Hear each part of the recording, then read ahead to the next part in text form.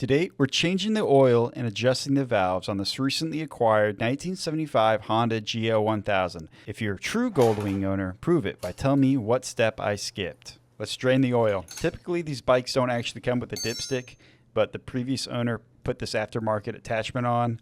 Instead, these have a cool sight glass that I actually prefer. Plus, removing this lets me put in a magnetic drain plug.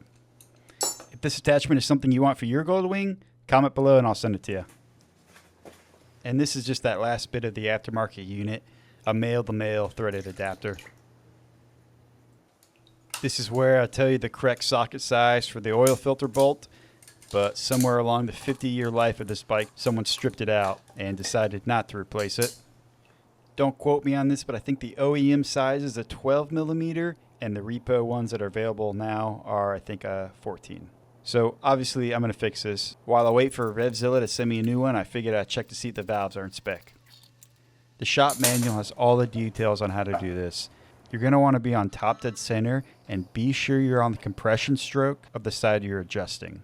An easy way to double check is to see if you can rotate the push rods by hand.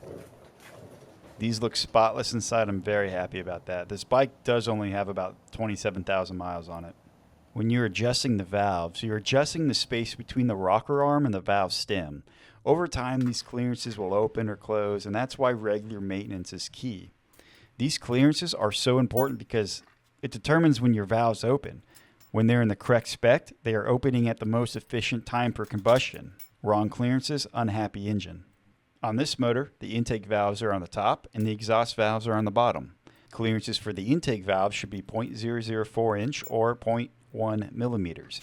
Clearances for the exhaust valve should be 0.005 inch or 0.13 millimeter. Citing the manual, take a look at this table because it can get kind of confusing. So if you're adjusting the valves on cylinder 1, intake and exhaust, you can do it at the same time as long as you're in the compression stroke of cylinder 1. When you're on cylinder 2, you can do intake and exhaust at the same time as long as you're on the exhaust stroke of cylinder 1.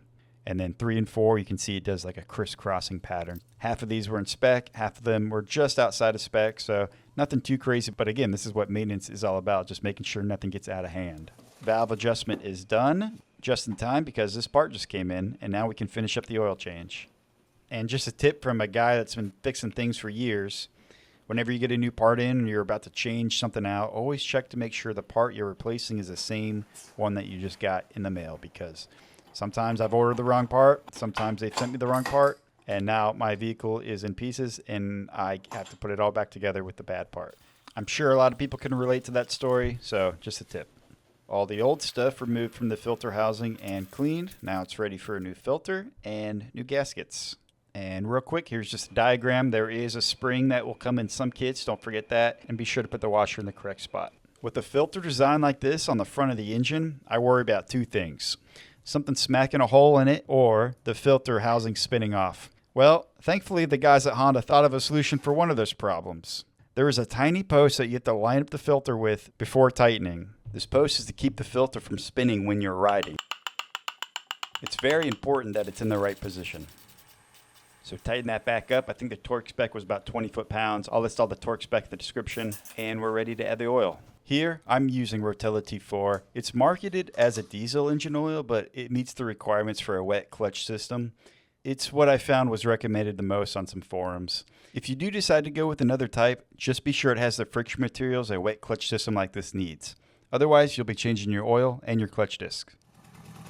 There you go. This thing should be ready by spring.